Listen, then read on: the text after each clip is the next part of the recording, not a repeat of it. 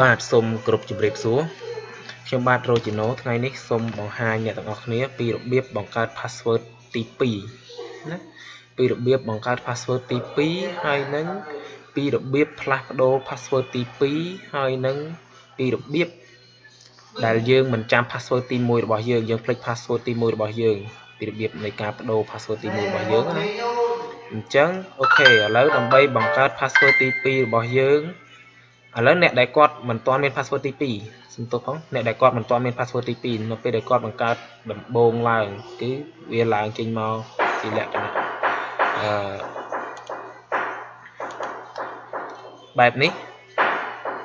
យកគាកូរ៉េផនចង់សល់ចពីនីលប៉ណូសល់ចង់អូខេអញ្ចឹងកន្លែងនេះគឺកន្លែងដែលឲ្យយើងបង្កើត password ទី2កូរ៉េពីនីលប៉ណូសល់ចង់ណាអញ្ចឹង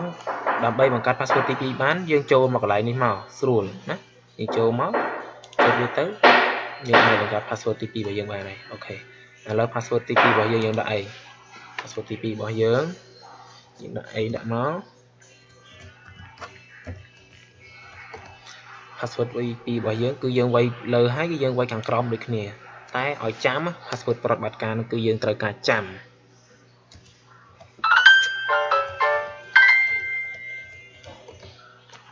អូខេតមកទៀតយើងចុចពាក្យគ្រូហាដានេះមកអូខេវាអត់ឲ្យទេ password នេះអញ្ចឹងយើងបដូរ password ថ្មីមក password នេះវាអត់ឲ្យ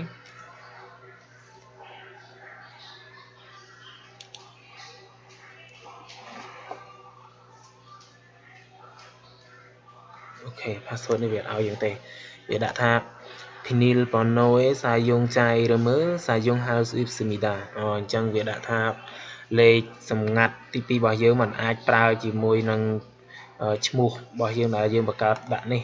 username របស់យើងបង្កើតមកយើងដាក់ដូចគ្នាវាអត់ឲ្យទេអញ្ចឹងយើងផ្លាស់ប្ដូរបន្តិចមកអូខេអញ្ចឹងខ្ញុំបដូរហើយ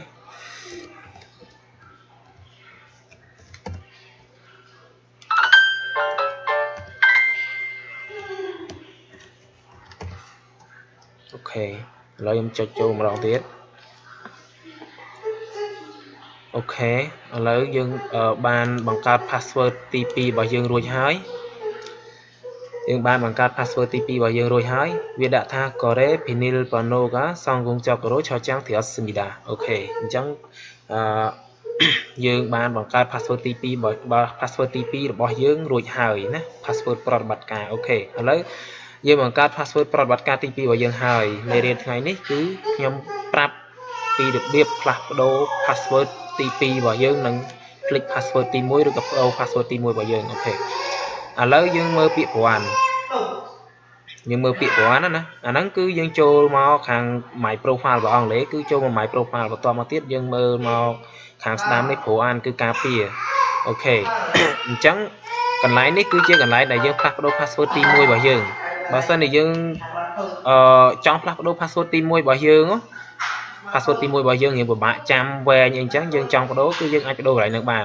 ទី1គឺយើងវាយ password ដែលយើងប្រើបច្ចុប្បន្នហ្នឹងមក password ដែលយើងចាំដែលយើងប្រើណា password ហ្នឹងគឺមិនមែន password ដែលយើងភ្លេចទេគឺ password ដែលយើងអាចចាំដែលយើងបង្កើតដំបូងយើងចាំតែយើងចង់បដូរថ្មីយើងវាយវាមកប្រហែលបន្តមកទៀតយើងកន្លែងនេះគឺគេថា save Pinil Pano នេះគឺលេខថ្មីដែលយើងចង់បដូរលេខប្រហែលណាគឺកន្លែងហ្នឹងអញ្ចឹងលេខប្រហែលដែលយើងចង់បដូរ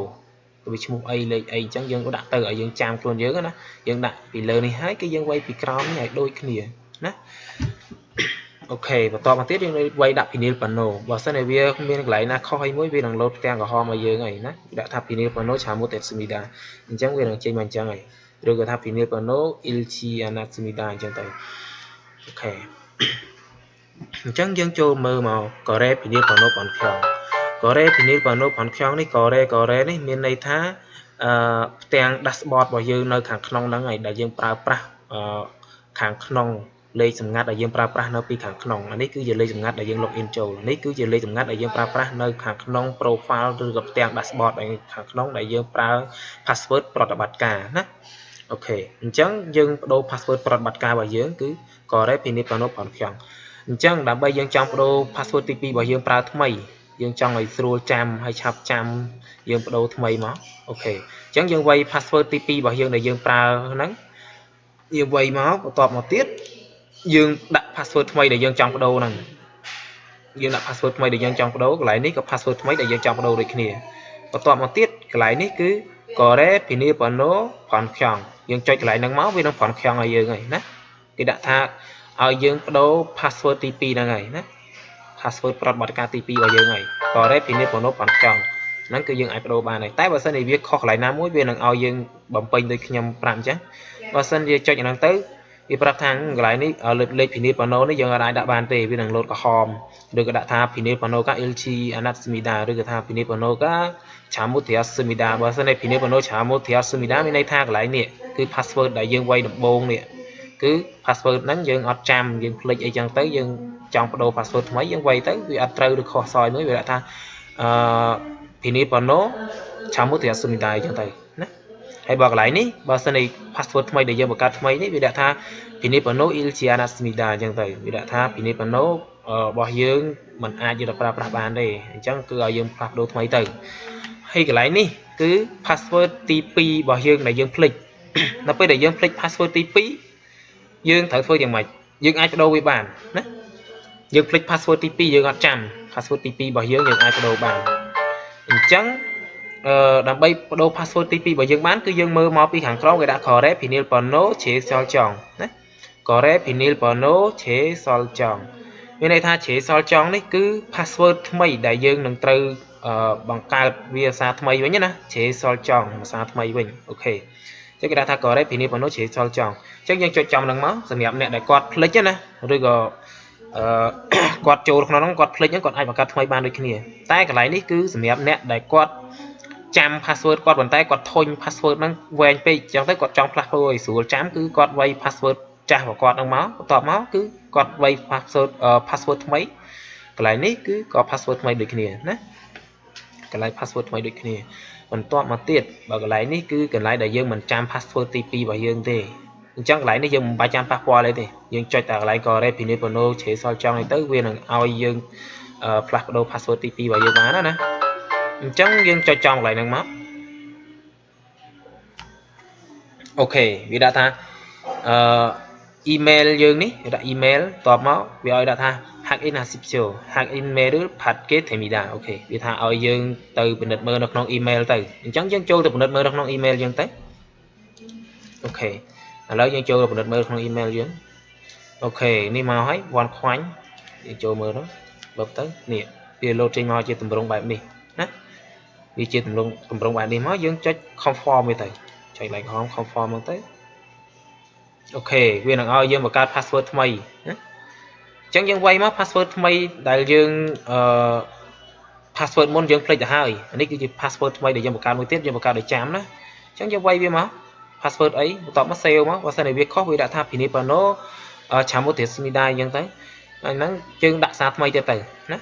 យើងវាយសារថ្មីឬក៏ Pinipano Ilchiana Smida ភាគច្រើន password ដែលយើងបង្កើតថ្មីគឺវានឹងលោតថា Pinipano Ilchiana Smida ហ្នឹងហើយអូខេអញ្ចឹងបើយើងវាយអីយើងវាយទៅយើងវាយឲ្យចាំណាយើងវាយទៅតាមដែលយើងចង់បដូរ password ទី2របស់យើងដែលយើងអត់ចាំហើយយើងបង្កើតថ្មីហ្នឹងអូខេឥឡូវកន្លែងនេះយើងអាចបដូរបានហើយយើងអាចចាំហើយយើងអាចយកទៅអនុវត្តតាមវីដេអូដែលខ្ញុំប្រាប់ហ្នឹងណាហើយមួយទៀតសម្រាប់ password ទី1របស់យើងភ្លេចតែយើងត្រូវចូលដល់កន្លែងណា password ទី1របស់យើងមុននឹងយើងចូលមកក្នុងផ្ទាំង dashboard របស់យើងគឺចាំបាច់ត្រូវការ password ទី1អញ្ចឹង password ទី1ពេលណាដែលយើងអត់ចាំគឺយើងអាចចូលមើលក្នុងផ្ទាំង dashboard របស់យើងនេះបានទេណា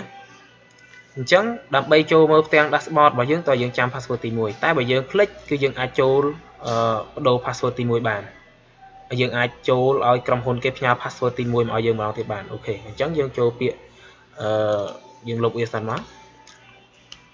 login មកយើងចូលពាក្យមក login មក login អូខេ login អញ្ចឹងយើងចូលពាក្យមក login ហ្នឹងមកបន្ទាប់មកទៀតយើងឃើញពាក្យថា email hack in bonegi email hack in bonegi មានន័យថាយើងពិនិត្យមើល email របស់យើងតើវាត្រឹមត្រូវអត់ណាតើ email របស់យើងហ្នឹងពេលដែលយើងចុចកន្លែងហ្នឹងទៅវាដាក់ username ទៅវា email របស់យើងអាចផ្ញើមកចូលក្នុងទូរស័ព្ទយើងអត់ណាបន្តមកទៀតកន្លែងនេះគេដាក់ថា Pinipano Itu shot này ok nó người đã tha dương click ta dương click pinil pano và dương rồi kiểu dạng này chẳng lại ní cứ vì xua thay dương click pinil pano chẳng bà dương click dương ai châu được lại đừng máu đâm bay plug đô pinil pano và dương máy nè là dương click muốn là dương châu trong trang dashboard dương click password tìm môi và dương chẳng châu một châu mà nó mới là bay đô password tìm môi và dương chẳng dương cho trong năng máu đó tiêm tia username và dương này tái username OneCoin và dương miền ấy nè phân về username dương mỗi dương quay tam năng máu hayต่อมาទៀត email ដែលយើងដាក់នៅក្នុង username email យើងអីតមកទៀតយើងវាយដាក់ pinil bono each shot ណាយោហ្នឹងទៅវានឹងចូលណាអាហ្នឹងគឺយើងអាចផ្លាស់ប្ដូរ password ដែលយើងភ្លេចបានហ្នឹងហើយ password ដំបូង password ទី1ដែលយើងបង្កើតដំបូងយើងអាចចូលទៅផ្លាស់ប្ដូរនៅក្នុងហ្នឹងណាអូខេឥឡូវគឺខ្ញុំបង្រៀនខ្ញុំប្រាប់តែប៉ុណ្្នឹងទេសម្រាប់ការផ្លាស់ប្ដូរ password ទី1ការភ្លេច password ទី1ការផ្លាស់ប្ដូរ password ទី2ការភ្លេច password ទី2យើងមើលតាមវីដេអូហ្នឹងបើសិនជាមិនទាន់យល់កន្លែងណាអាចតំណាក់តំណងមកខ្ញុំបាទ Rogino នៅទីតាំងនៅគូមីហាងនៅគូមីអ្នកនៅគូមីប្រហែលគាត់ស្គាល់ហើយសៀមរាបស៊ីតាំងណាអូខេអរគុណច្រើនអញ្ចឹងសូមជម្រាបលាបើសិនអ្នកណាដែលគាត់នៅគូមីគាត់អត់ចេះទេគាត់អាចមកដល់ហាងខ្ញុំអាចបង្ហាញនិងប្រាប់គាត់បានណាអរគុណច្រើនសូមជម្រាបលា